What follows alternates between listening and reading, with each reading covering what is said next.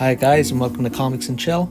Today we are looking at Spider-Man and the Black Cat, issue 1, written by Kevin Smith, with pencils by Terry Dodson, and ink and colours by his wife, Rachel Dodson.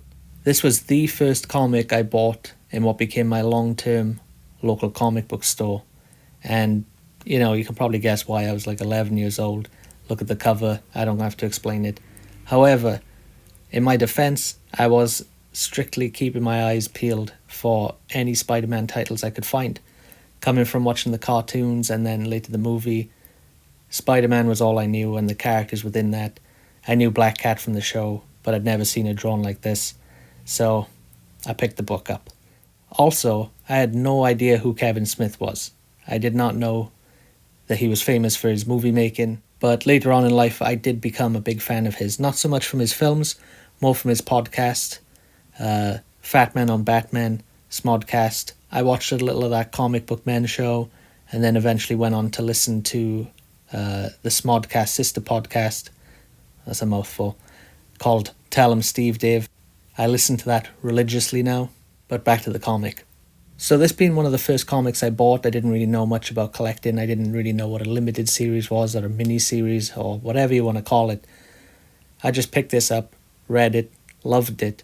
But this was a particularly frustrating comic to collect, especially it being my first one, because after issue 3, there was a 3-year gap until issue 4 was released. This series started in 2002. I believe the first issue was August. Issue 4 was not released until sometime in 2005. I haven't really been able to pin down a solid reason as to why this was, but Terry Dodson and Rachel Dodson went on to provide 10 issues worth of artwork for Mark Millar's Marvel Knights Spider-Man in that gap between issues 3 and 4 of Spider-Man and the Black Cat. So I don't think it was the art team that was slacking on this.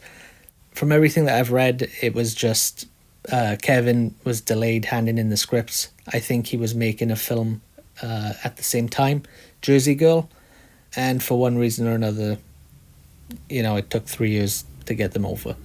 Years later, I did read online that this was part of a plan for him to take over the Amazing Spider-Man series from J. Michael Straczynski. I'd also read another rumour that he was supposed to move on from this to a Black Cat solo series. I don't know if any of this is true, but I'm pretty certain with that 3-year gap in the middle, if that was planned, Marvel, for him to go on to do an ongoing, Marvel probably took that off the table, or maybe Kevin did himself. It was clear that keeping up with the monthly schedule was not going to be feasible. But feeling so connected to this series, as it being one of the first I collected, I did keep an eager ear out for any mention of it on Kevin's podcasts. He's talked about working on Daredevil and Green Arrow, but I've never heard him mention this book, but I would love to know more about it, how it came to be, the delays, etc. But let's dig in. So the gist of this issue is that a friend of Felicia Hardy's has gone missing, and she's been asked to locate her, and a tip has come in that her friend spends a lot of time with a young movie star. Obviously Felicia Hardy being the Black Cat. She also reveals that she has not been the Black Cat for a number of years. Then we catch up with Spider-Man, who is looking for a drug dealer linked to the death of a student at the school that he teaches at. Now, the dialogue in this sequence is fantastic. It's quick, it's got great pacing, it's very funny, it's actually a really funny comic. And Terry Dodson's storytelling, it's brilliant. It blew me away at the time, and today, reading back over it all these years later, it's still more than holds up. It's excellent. He doesn't skimp on any of the background details. There's always a sense of place within the story. It has a ton of action, kinetic energy. It's just fantastic. And his line work's super slick. Well, I should say his wife's line work. She does a fantastic job inking him. Her colour palette in this is, subtle and muted, but still poppy in places. So eventually Spidey catches up with one of the dealers and makes short work of webbing him up on a rooftop and questioning him. The goon reveals that he and the other dealers took the boy to meet a famous movie star who has a thing for young boys.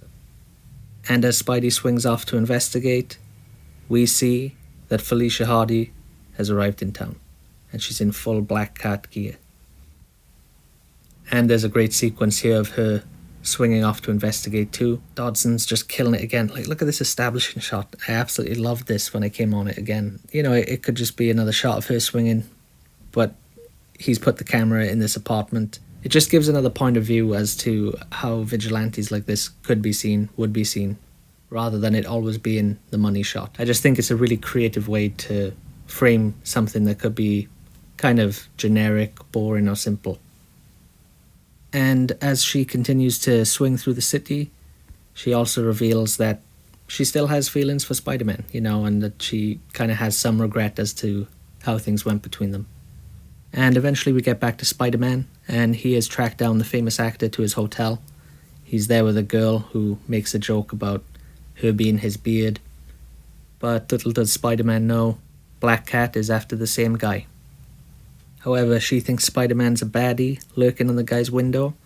She makes the leap, realizing far too late that the guy is her buddy Spider-Man. Obviously, there's some confusion with the actors, wondering what the hell two vigilantes are doing smashing through their window. And the actor freezes up as soon as Black Cat mentions the friend that she's looking for. Doubly so when Spider-Man mentions the student that he is inquiring about. But before they can get answers from him, he seemingly spontaneously overdoses and dies, as does his girlfriend. And the man on the phone reveals that he is dosing them both with heroin, although Spider-Man doesn't know how he's doing it.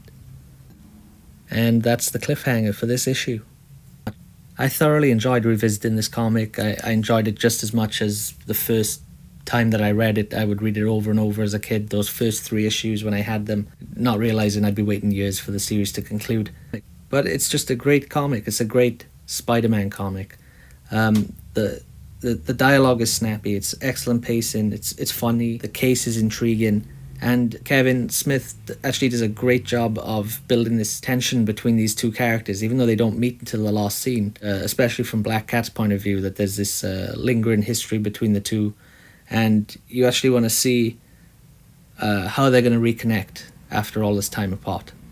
It has been years since I read the series as a whole, and one thing that does come to mind is, despite how good these first 3 issues are, and how great I think this team would have been as the regular creative team on the Amazing Spider-Man series, the quality in the back 3 issues, it does drop off. Not so much with the art, you know, Dodson's always solid, but the tone and the direction that the story takes, it's kind of not what's set up here. Or at least if it was the plan, it does take a drastic change. I'm working from memory here. It gets dark. But we'll get to that when I review the later issues in future videos. So thanks for watching today's video. Like and subscribe if you haven't already. Follow us on social media. Tell your friends, spread the word, and have a great day. I'll be back tomorrow.